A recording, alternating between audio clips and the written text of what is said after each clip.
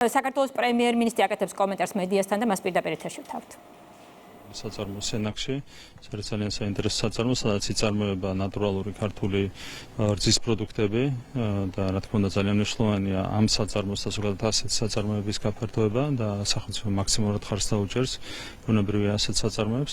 ასევე სენაკში მოვინახულეთ ახლად რეაბილიტირებული საჯარო სკოლა და ახლა ვართ ზუგდიდში, სადაც დავათვალიერეთ მიმდინარე სამუშაოები და ახლობ წელიწად ნახევრის წინ აქ ჩავაგდეთ კაფსულა, დაიწყო დევნილებისთვის საცხოვრებელი კორპუსების მშენებლობა და ხედავთ, რომ 1700 დევნილი ოჯახისთვის უკვე კორპუსები არის აშენებული, დარჩენილია ბუნებრივი შესაბამისი სამუშაოები და ერთ წელიწადში, დაახლოებით ერთ წელიწადში ამ კორპუსებში 1700 დევნილი ოჯახი მიიღებს გარემონტებულ ბინებს.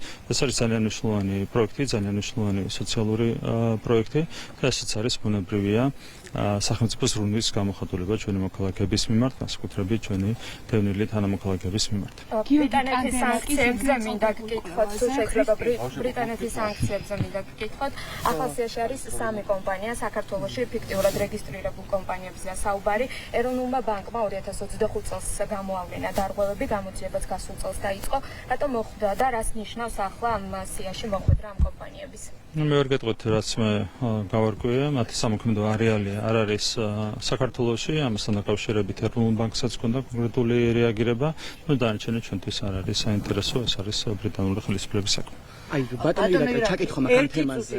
ბატონო ირაკლი, გუშინ ოპოზიციის აქცია იყო, როგორ შეაფასებთ ამ აქციას? რასაც წინასწარმეტყველებდით, ის მოხდა, მორგი აქცია ჩავარდათ, გამოსული იყო ადამიანების გარკვეული ნაწილი, ეს მათი დემოკრატიული უფლება. ზოგადად, როდესაც გვარამიას, ზურა ჯაფარიძის, სალომე ზურაბიშვილის ასეთი ადამიანის დაძახებულზე 500 კაცი გამოდის, ეს ამ ოპოზიციისთვის, რა თქმა უნდა, წარმატებადაც შეიძლება ჩაითვალოს. თუმცა ხედავთ, რომ მათ რესურსი პრაქტიკულად არ აქვთ. დღეს რო ტარდებოდეს არჩევნები, იმ შედეგსაც ვერ მიიღებდნენ, რაც მიიღეს თუნდაც 2 წლის წინ.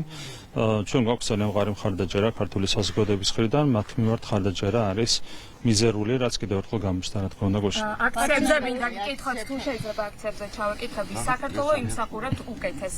ოპოზიციას ამ სლოგანზე საკუთარი მხარდამჭერებიც კი აკრიტიკებენ, არსებობს ინფორმაცია, რომ თავად არ მოსწონდათ და პატრონებმა დააბარეს, რაზეც უარი ვერ განაცხადეს. რა უნდოდათ და რა გამოუვიდათ ამ ყველაფრით, რომ გითხრათ? რეალურად ერთი რომ აღიარეს, რომ ჩვენი ხელისუფლება კარგია და თვითონ პრეტენზია აქვს იმაზე, რომ უკეთესები არიან, თუმცა რამდენად ვინმეზე უკეთესები შეიძლება იყვნენ ეს ადამიანები, ამაზე საზოგადოებას უკვე გამოტანილი აქვს, რა თქმა უნდა, საკუთარი დასკვნები.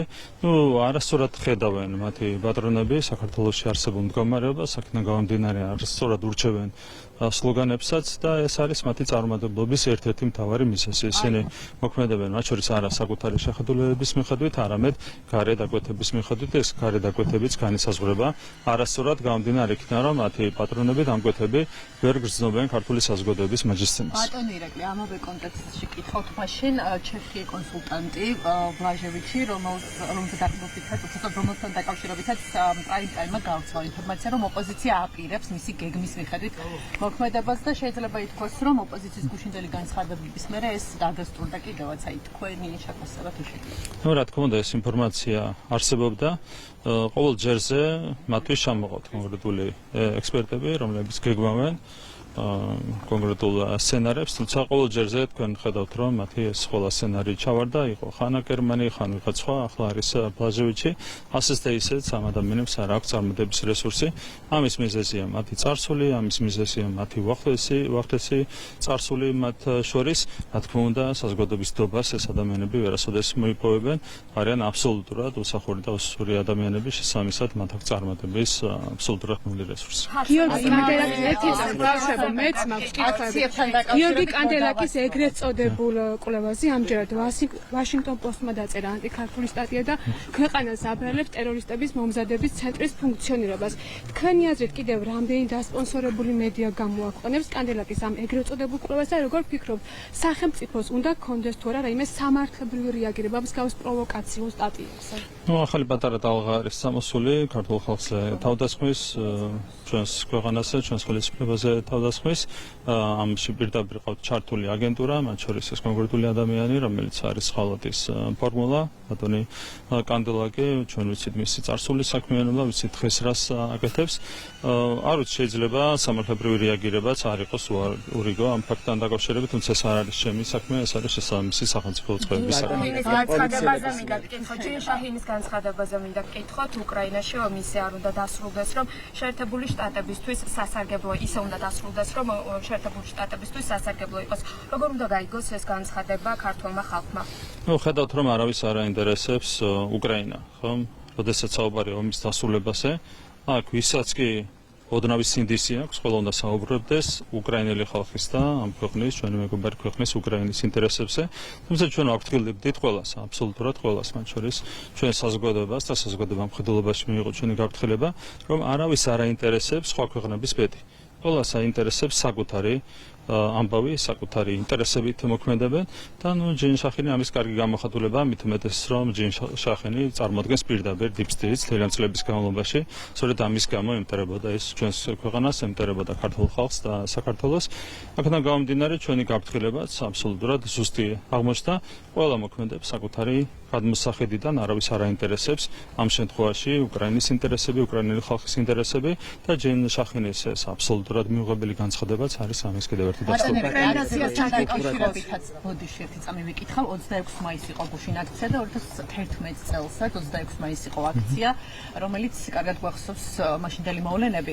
რამდენად რელევანტურია ნაციონალური მოძრაობის წევრების მხრიდან სიტყვის თავისუფლებაზე და გამოხატვის თავისუფლებაზე საუბრები 2011 წლის 26 მაისის შემდეგ? ზოგადად 26 მაისს მათ რო გადაწყვეტეს, ნაციონალებმა რო გადაწყვეტეს რუსთაველის გამზირზე საპროტესტო აქციის მოწყობა, ეს მათ თავხედობაზე მეტყველებს კიდევ ერთხელ თქვენ გახსოვთ რა მოხდა 2011 წლის 26 მაისს მართლა სისხლით პირდაპირ გაგებით სისხლით იყო მორწყული რუსთაველის გამზირი და ცხედრები შემდეგ განათავსეს როგორც მოიხსენება ჯიხურებზე იმისათვის რომ დენით ადამიანების დაღუპვის იმიტაცია მოეწყოთ ეს არის მათი სახე და ახლა ბედავდნენ ეს ადამიანები გაბედეს ამ ადამიანებმა უბრალოდ რომ ამ ადგილას ჩაეტარებინათ იმავე დღეს საპროტესტო აქცია საზოგადოებასგან მათ უკვე მიიღეს პასუხი და პასუხი იყო ის რომ გამოვიდა ძალიან მცირე რაოდენობა ჩვენი ქვეყნის მოქალაქეების ესენი არიან უმეტესად შეცდომაში შეყვანილი ადამიანები მათი მცირე ნაწილი არის რა თქმა უნდა უცხოური აგენტურა ну ასეც და ისეც თავარია რომ საზოგადოების უდიდესი უმრავლესობა დგას სწორ მხარეს და მხარს უჭერს მშვიდობის კურსს მხარს უჭერს განვითარების კურსს ბატონო პოლიციელების მიერ ჯგუფურად ნაციონალური მოქალაქეების საქმეზე რა რეაგირება გექნება დღეს გორში გადაღებულ ვიდეო კადრებში ჩანს როგორ უსწორდება რამდენიმე პოლიციელი ერთ მოქალაქეს ეს არნიშნავს თქვენთვის რომ ერთეული შემთხვევა არ არის ეს და ზოგადად სისტემური მიდგომა უკვე ასეთი პოლიციელების მხრიდან მე ნახე ეს კადრები აბსოლუტურად მიუღებელი კადრებია და რა თქმა უნდა შესაბამის სახელმწიფო უწყებებს უნდა ჰქონდეთ და იქნებათ სათანადო რეაგირება და ამაზე რა თქმა უნდა საზოგადოება იქნება ინფორმირებული აქციის თემა რომ გავაგრძელოთ ერთი წუთით უკრაინას რაც შეეხება სულ სხვა ეტაპზე გადავიდა ჩვენი ქვეყნების ურთიერთობა რა მოლოდინები გაქვთ უკრაინასთან მიმართებაში. Ну, ნახოთ, ჩვენ გვქონდა ერთი საუბარი უკრაინის პრეზიდენტთან, მათ შორის საუბარი იყო აქ ზოგადად ურთიერთობების გადატვირთვის მნიშვნელობაზე. დანარჩენი დამოკიდებულია, რა თქმა უნდა, პრაქტიკულ ნაბიჯებზე. თქვენ იცით, რომ იყო კონკრეტული ნაბიჯები, რამაც გაუარესა ურთიერთობები ხელისუფლებებს შორის, რა თქმა უნდა, ეს ვერ დაეთქობა ქვეყნებს შორის ურთიერთობას, ხალხებს შორის ურთიერთობას, რომელსაც აქვს ხარი ისტორიული საფუძველი, მაგრამ კონკრეტული ნაბიჯების გამო გაუარესდა ურთიერთობები ხელისუფლებებს შორის, ეს იყო ელჩის გაწევის საკითხი, ჩვენი ელჩის პრაქტიკულად გამოძევების საკითხი, ეს იყო სანქციების დაწესების საკითხი. თქვენ იცით, რომ ელჩი გაიწვიეს ჩვენ ქვეყნიდან იმის გამო, რომ არ დავაწესეთ სანქციები და უკრაინაში არ გავაგზავნეთ თავრობის ოფიციალურ თანხმობით მებრძოლი მოხალისეები. ამის შემდეგ თქვენ გახსოვთ უკრაინის ხელისუფლების მაღალჩინოსნების მოწოდებები მეორე ფრონტის გახსნასთან დაკავშირებით. რა თქმა უნდა, ეს უმძიმესი ნაბიჯები, რამაც გაუარესა ურთიერთობები ხელისუფლებებს შორის, თუ იქნება ინტერესი, რა თქმა უნდა, ჩვენ ყველანაირად მზად ვართ, რომ გადავდურთოთ ურთიერთობები ჩვენს ხელისუფლების შორის. იქ 26 მაისის აქციის თემა რომ გავაგრძელოთ, ბატონო ირაკლი, სულიკო ასათიანის ოჯახი, ერთ-ერთი გარდაცვლის ოჯახი სცენარის მომხდარს და მათი პოზიციით ნაცმოძრაობის ხელისუფლების წარმოადგენლების მიერ 26 მაისის აქციის ჩატარება იყო მიუღებელი, ასეთი არის მათი პოზიცია. რა თქმა უნდა, კიდევ ერთხელ ეს იყო უბრალოდ თავხედობის გამოხატულება, როდესაც იცი რომ ამ დღეს თავის დროზე მოწყობილი გაქვს უმძიმესი ღამე შენი თანამოქალაქეებისთვის, ხო, სისხლით გაქვს მორწყული რუსთაველის გამზირი და ადამიანები ყავს დახოცილი და როდესაც იცი რომ ამ დღეს შენ აწყობ საპროტესტო აქციას, ეს არის მხოლოდ და მხოლოდ თავხედობის გამოხატულება. მე საჩვენებს ბუნებრივია მათ სახეს და ამის გამო რა საზოგადოება მათ ცხადებს ნულოვანდობას. ბატონო ირაკლი, მინდა ჩაგეკითხოთ ბრიტანეთის მიერ სანქცირებულ კომპანიებთან დაკავშირებით, ანუ გამოდის რომ 3 კომპანია მინიმუმ წლების განმავლობაში ოპერირებდა ქვეყანაში.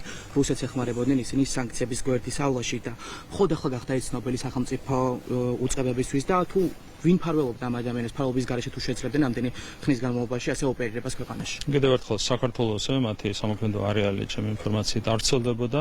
ეროვნულ ბანკს მე ვიცი რომ ჰქონდა შესაბამისი რეაგირება და დანარჩენზე შესაბამისი უწყოები, მათ შორის ეროვნული ბანკი საზოგადოებას აღუდგენენ დეტალურ ინფორმაციას.